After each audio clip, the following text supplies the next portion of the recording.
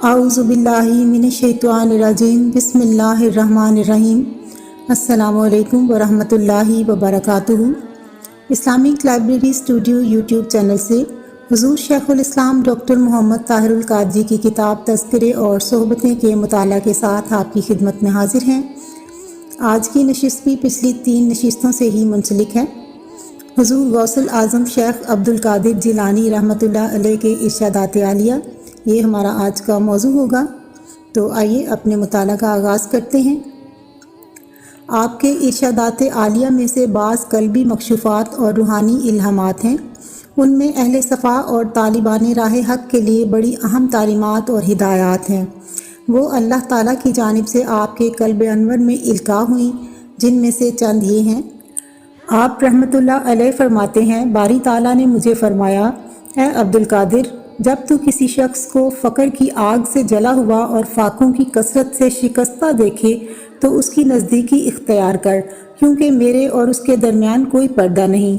फिर फरमाया, मैंने फ़क्र फाका इंसान के लिए सवारी बनाई है, बस जो कोई उस पर सवार हुआ वो मैदान और वादी कता करने से भी पहले मंजिल मकसूद पर पहुँच गया। फिर फरमाया, अगर इंसान जाने कि मौत के बाद क्या कुछ होगा तो वो इस दुनिया में हरगिज़ ज़िंदगी की ख्वाहिश न करे और मेरे हुजूर हर लहजा यही इल्तिजा करे कि ए रब, मुझे मौत दे और अपने पास बुला ले। फिर फरमाया, मेरे नज़दीक फ़कीर वो नहीं जिसके लिए कोई चीज़ ना हो, बल्कि फ़कीर वो है जिसका हुक्म तमाम चीज़ों में नाफिजुल अमल हो। जब किसी चीज़ को कहे हो जा तो हो जाए।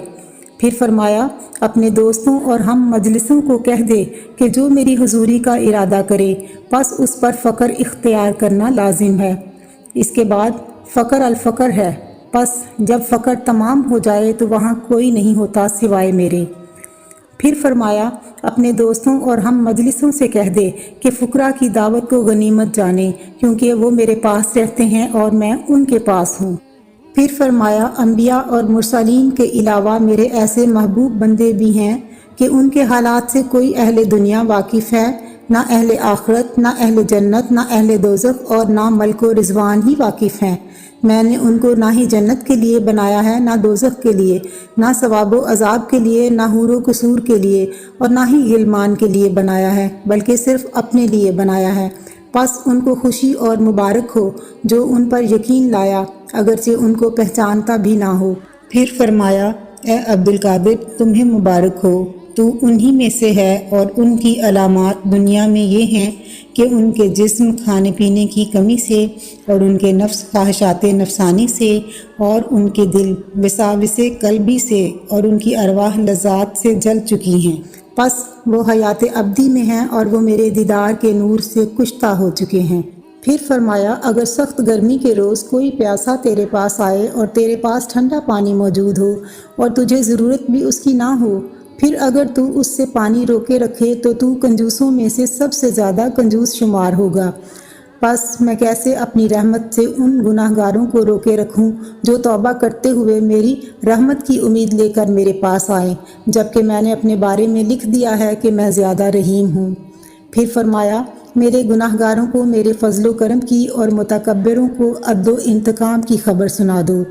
फिर फरमाया, मैं गुनाहगार के नज़दीक हो जाता हूँ जब वो गुनाहों को छोड़ देता है और उस ताबेदार से दूर हो जाता हूँ जब वो ताबेदारी को छोड़ देता है। फिर फरमाया, दुनिया की घाटी से निकल और आखिरत से पैबंद हो जा और फिर आखिरत की घाटी से निकलकर मेरी तरफ वासिल हो जा। फिर फरमाया, जिस्मों और नफ्सों से, फिर दिल और रूहों से, फिर हुक्म और अमर से निकलकर मुझसे वासिल हो जाओ। बस मैंने अर्ज़ किया, ए रब्बुल आलमीन, कौन सी नमाज तेरे नज़दीक लाती है? फरमाया, जिसमें मेरे सिवा और कुछ ना हो और नमाज अदा करने वाला उसमें अपने आप से भी गायब हो। फिर मैंने अर्ज़ किया, कौन सा रोज़ा तेरे नज़दीक अफजल है? फरमाया, वो रोज़ा जिसमें मेरे सिवा कुछ ना हो और रोज़ादार उसमें अपने आप से भी गायब हो। तो मैंने अर्ज़ किया, कौन सा अमल तेरे नज़दीक अफजल है? फरमाया, वो अमल जिसमें मेरे सिवा बहिश्त और दोज़ख से भी कुछ वास्ता ना हो और साहिब अमल खुद भी उसमें गायब हो। फिर मैंने अर्ज़ किया, कौन सा हंसना तेरे नज़दीक अफजल है? फरमाया, रोने वालों का हंसना। फिर मैंने अर्ज़ किया, कौन सी तौबा तेरे नज़दीक अफजल है? फरमाया, पाकों की तौबा। फिर मैंने अर्ज़ किया, کون سی پاکیزگی تیرے نزدیک افضل ہے؟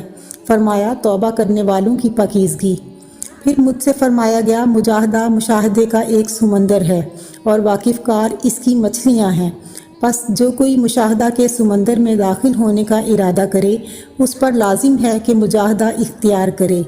پھر ارشاد ہوا اس کو بشارت ہو جس کا دل مجاہدہ کی طرف مائل ہوا، اس شخص پر افسوس ہے جس کا دل خواہشات نفسانیہ کی طرف مائل ہوا۔ اس کے ساتھ ہی ہمارے آج کے مطالعہ کا وقت ختم ہوتا ہے۔ آئندہ بدھ تک کے لیے اجازت دیجیے۔ اللہ حافظ۔